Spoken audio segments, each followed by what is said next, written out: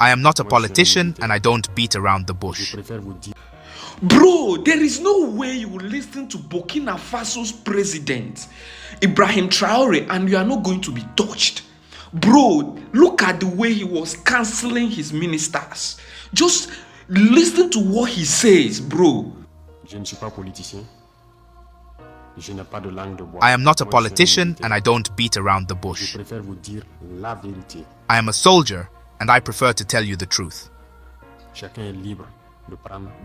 Everyone is free to take it or leave it. Everyone drives their car, everyone lives well. We eat in the morning, we eat in the afternoon and evening, and we do whatever we want to do. We are free to speak, to say what we want. This is democracy. This is the law. That's all. That's all we know in Ouagadougou. But go and see them, the children who are skin and bones. Go see those who are starving. Go see those women who can no longer breastfeed because they have nothing left in their breasts. Go see them. Let's not pretend. If our journalists don't have the courage to go out in the field and bring back these images, it's because we want to whitewash Burkina's image. I'm telling you, it's false. It exists. When I tell you about people who eat grass, those who want to contest, I will take them to see it continues. It hasn't even stopped, because we have managed to supply some villages, but others not yet. We are still on the way. No civilian can even support us with trucks, so we can show solidarity with these populations. What kind of integrity is this? What is integrity, Burkina Faso? What is it? This lack of support has deeply unsettled and revolted us. Until we truly address the core issues plaguing this country, we will remain in a state of unrest and discontent. For the moment, we've managed to secure some trucks in the army and have been using our own means to transport supplies. However, this hasn't really added much to the support for the starving populations. And even in doing this, there's been a distinct lack of empathy. The citizens were aware of the situation, but they've remained on the sidelines. This is to say that solidarity has disappeared in Burkina. Have pity for the people, have pity for the youth, have pity for the children. What have these villagers done so that when the sun sets, they find themselves in caves and under trees? They leave village after village, and in the morning they come back to see if everything is okay before returning. They sleep in the bush. They cannot sleep in their homes. We don't tell you these truths. This is the reality of Burkina. We only see our cities. We are responsible for what happens to us, and we will be fully responsible for what will follow, whether it is good or bad. It will depend on our behavior in the future. Everyone gives their best. And I think we can get there. I am optimistic. I have faith. And it will happen. Now, how can you compare this leader with the leaders we have currently in Africa? Just the way he speaks to his people, he was implanting knowledge into them.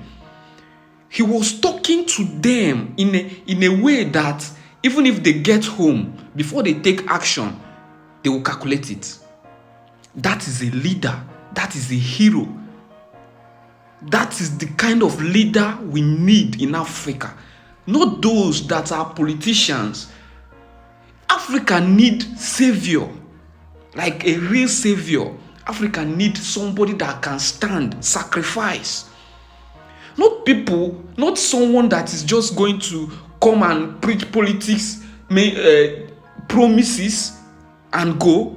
No, Africa needs people that are going to be dedicated. Africa needs leaders that are going to be dedicated. These are the kind of people we need right now. It's not the politics. It's not kind of politics stuff right now. You and I know that with the kind of leaders we have now, what should I call them? Is it puppets? The kind of leaders we have now, there is no way Africa can be saved. You and I know this thing. There is no way Africa can be saved with the current ECOWAS leaders and African Union leaders we have. People that are ready to promise the Western leaders their whole entire resources so that they can get into power. Just listen to the way leaders speak. The issue I have is that during election, you barely see leaders like this that you can vote for. You barely see them. Because I think the party changes them. Just listen to the way he talk to them. I'm not a politician, I'm a soldier. He tell them about their women, what they are going through. He told them about the people, the children, their future. He showed them the angles they need to see and the reason they need to do better. That's how a leader speak. As I'm listening to him, I'm sorry the way I shouted, because as I was listening to this guy, I was vibrating inside.